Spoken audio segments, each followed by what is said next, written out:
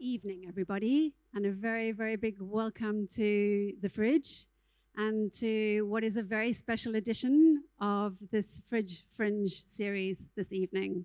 Lovely to have you all here with us, and a very warm welcome to all of those joining us online for our live streaming this evening from all over the world. I just wanted to say a little note. You're welcome to be at your comfort while you're on your chairs in terms of face mask, but should you leave your seat for any reason, you will need to mask up. Thanks. Oh yeah, and no dancing if you can help it this evening. This evening is special for so many reasons, and one of the biggest reasons is that we're here to celebrate the work of a contemporary classical composer based right here in the UAE. And that if that isn't unusual enough, we're here to celebrate 10 years of her prolific output during a large portion of her time here. So look forward to exploring all of that further through this evening. I'm going to be a very few words tonight. I'm going to hand over right now to host of Center for Musical Arts weekly podcast and a well-known trombonist, Andrew McCoy, who's going to be leading you through this evening and peeling away the creative layers that is composer Joanna Marsh. Have a good night.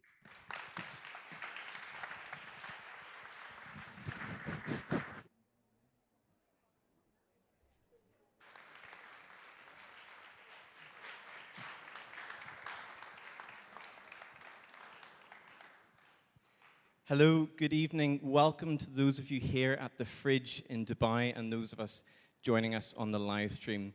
Welcome.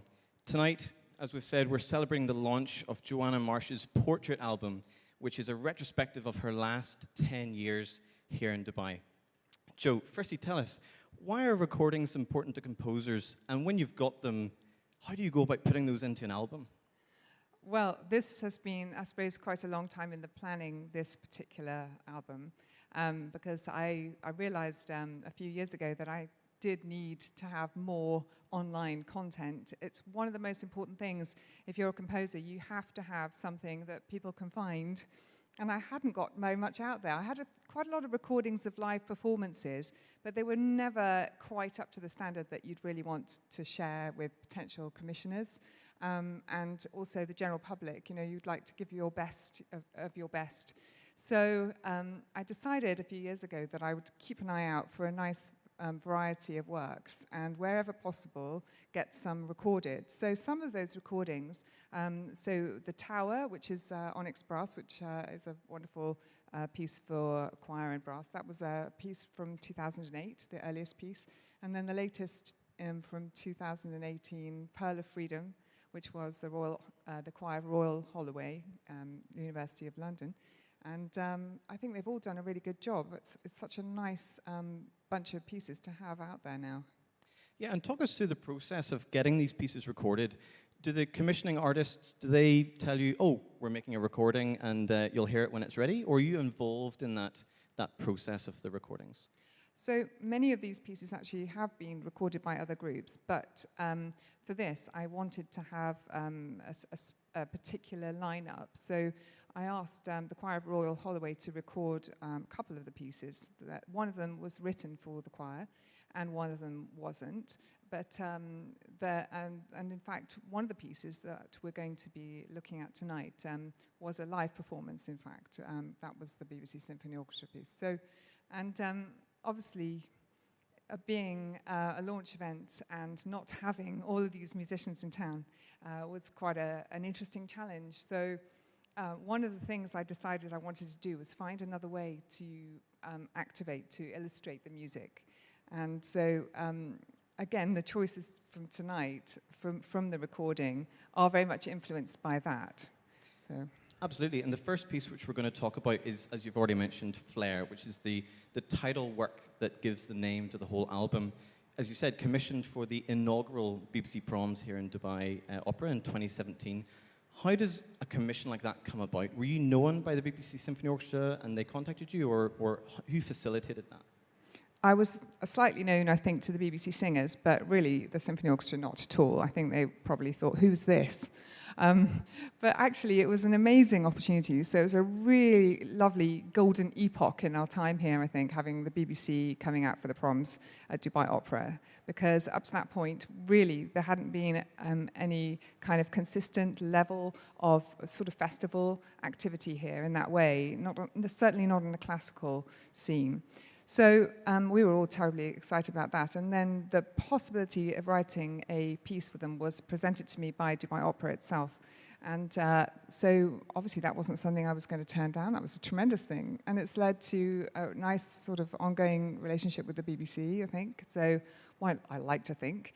And this piece was a piece which obviously I was looking for material from here. That I think the idea of commissioning a composer resident in Dubai at that point was so that the proms program had influences from the local area. And I had about 8 months, 9 months notice, I think, to write the piece. And in order to think a little bit about that, I looked around at a lot of the literature and poetry, short stories. I'm quite influenced by text. All of the pieces on this album are based on text, even if they haven't actually got a choir or they haven't got words. The influences are there. So Flare is a sort of a take on a short story by Mohammed Hassan Alwan, who is a Saudi writer. I found this poem online. Most of my research is done online. And he had a small story published in The Guardian. And the translator, Peter Hunt, I sort of knew his name because he'd been a long-term resident in Dubai and lived here many, many years ago.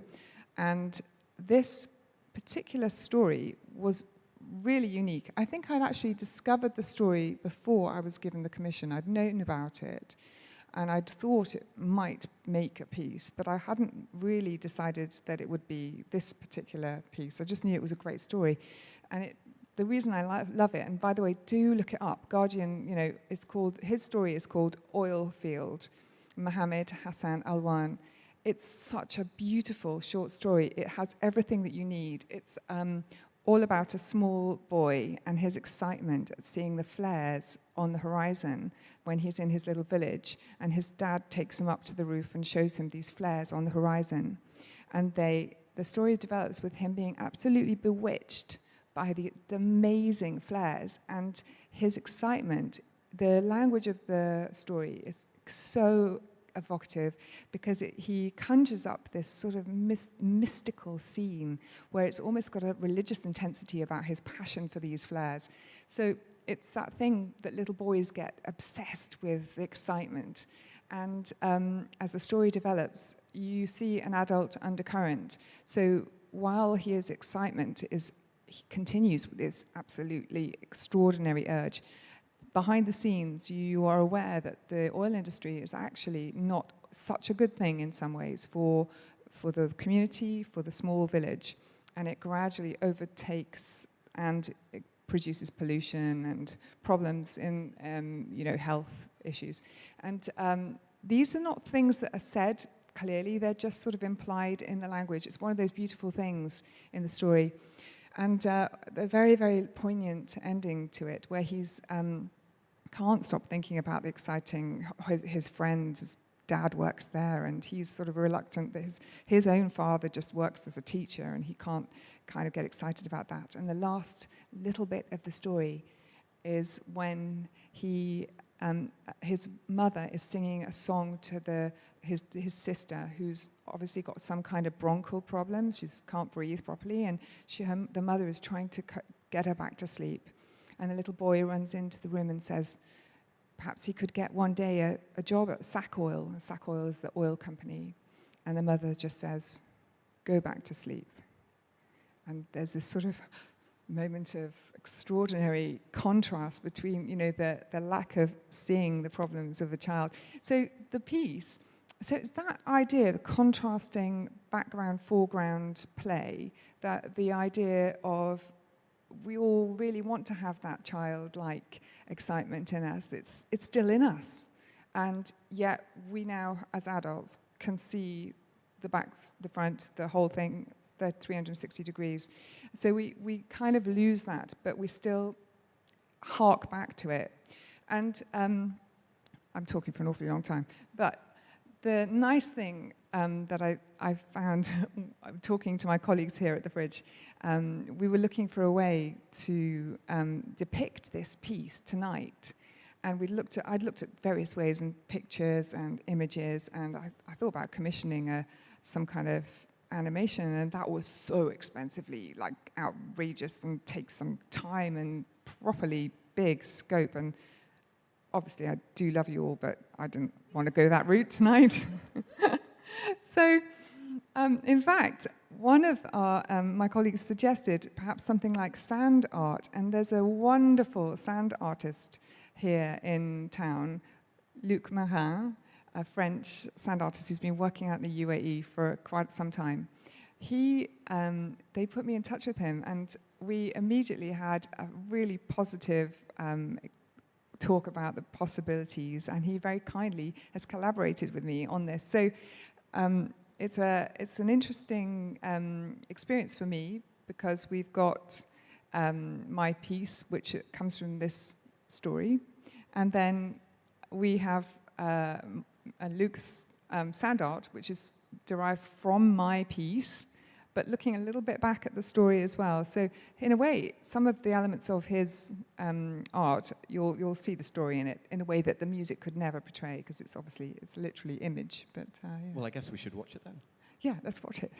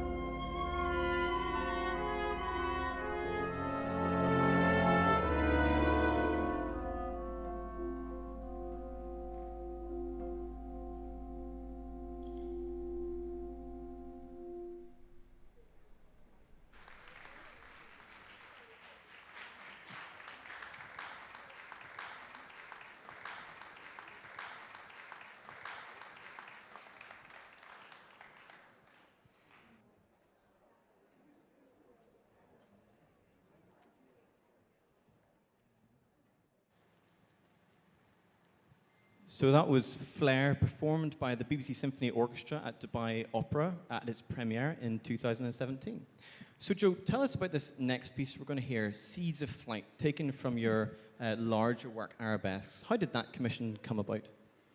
So, Seeds in Flight, I thought I'd pick one of the arabesques. I set 4 pieces, 4 texts by Arab poets for the King Singers. I wrote them in 2013. They were premiered by the King Singers in 2015. But then after that, I looked at them and I decided that they'd probably make successful choral pieces. So the King Singers are a 1-to-a-part group, and the top line is a male alto voice, and that's a particular kind of lineup. So making them for a full choir meant raising the pitch so that they could include sopranos. And then in fact, it was actually, they were first done out in Dubai by the BBC Singers when they came, and they worked very well with that type of sound. So as a result, I then published them and left them out there. So they've been done in these 2 different versions. Now, it's quite interesting to compare the different sounds that you get from, one type of. It's a very different quality that you can get, but very interesting to see the differences between different performances.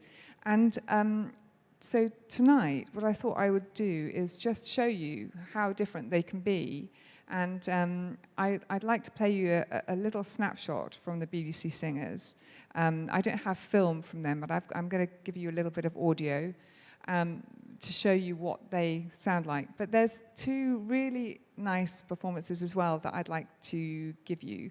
One of them is by a UK-based group called the Gesualdo Six, and they are directed by Owen Park. And Owen is the conductor for the BBC Singers segments on this disc. So he is very familiar with the work. And his group have the same lineup as the King Singers. So he worked with them on the male only, if you like, alto top line. And I have a little bit of film which suddenly turned up on my Facebook feed one day, and I thought it was really charming, and it got shared quite a lot. So I thought, that's gone down quite well. So, and it is really beautiful. It's a very calm, still performance. Anyway, and then a couple of days later, there was a lot of extra flurry on social media when another version of it came to my attention, which someone sent me, which is there's a conductor in New York, Philip Cheer, who had made his own version, having heard the Gesualdo Six, and really, really liked the piece. So he downloaded the score and made a version of it himself, just him. But he did it with the soprano version. So he is extraordinary. He has the most immense range, and it's really quite impressive because he goes up to all the top soprano notes with absolute ease, and it's still quite low, even though it's transposed up a little bit. It's still quite a low bass line. So I thought that would be definitely worth showing you as a contrast. And he's got a cat, and you have to spot the cat in the film. And before we hear that, each of the movements in this piece The text comes from a different Arab poet, and they're all about women. What was it that drew you to these poems? Yeah, well, again, I think this was because the King Singers wanted to have something from this part of the region. So obviously I'm not Arab, so I needed to find a way of drawing in something local. And so I did some, looking around, and these 4 poems came to light. And of course, when you're setting text to music, you have to bear in mind that you add on quite a lot of extra time. So reciting a poem would take that length, if you like, but to actually have it set to music would be 6 times longer, almost exactly, when they've looked at, how much time it takes extra when you set music to work, put words to music. So this is the last of the set, and it's about they all have a theme, which is men talking about women they've known. And this last one in the set is about old age and rebirth after the death. So it talks about the chamomile seeds, which are woven when the old lady is alive, and yet they are still blowing in the wind after she is gone. And it's just very poignant. So I think obviously it's important that I stress that the BBC Singers recordings are really worth exploring on the album, but I just thought it'd be lovely, before we hear them last, to hear the other 2 versions.